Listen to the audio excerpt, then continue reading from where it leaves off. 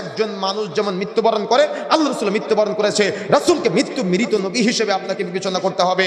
কিন্তু আপনি আজকে মনে করতেছেন আজকে আল্লাহ রাসূল সাল্লাল্লাহু আলাইহি সাল্লাম গায়েবের সম্মুখীন হয়ে আপনার পাশে এসে বসে আপনার বক্তব্য শুনতেছে। বাংলাদেশে আল্লাহ রাসূল চলে এসেছে, এর জন্য আপনি চেয়ার ফাঁকা করে রেখে সাধারণ মানুষের আয়স করতেছেন। আর কি করতেছেন? মসজিদ নববীর কিছু জায়গা থেকে গিলাফ নিয়ে এসে বা কাবা শরীফের গিলাফ নিয়ে এসে আপনি মুসল্লিদের সামনে রেখে দিচ্ছেন, আর সবাই হাদিয়া দিচ্ছে, আর ওখানে হাত দিচ্ছে, আর চুমু খেয়ে চলে যাচ্ছে। এগুলো স্পষ্ট বিদআত। তারা আপনাদেরকে গোমরাহি করতেছে, গোমরাহি করে আজকে পথভ্রষ্ট করে দিচ্ছে। সতর্ক হতে হবে, সাবধান হতে হবে। এই ধরনের ভণ্ড হুজুরেরা যেন, আপনাদের পীররা যেন আপনাদের পথভ্রষ্ট করতে না পারে।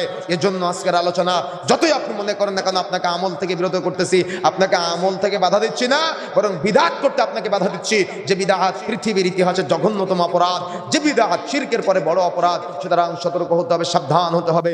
কাবা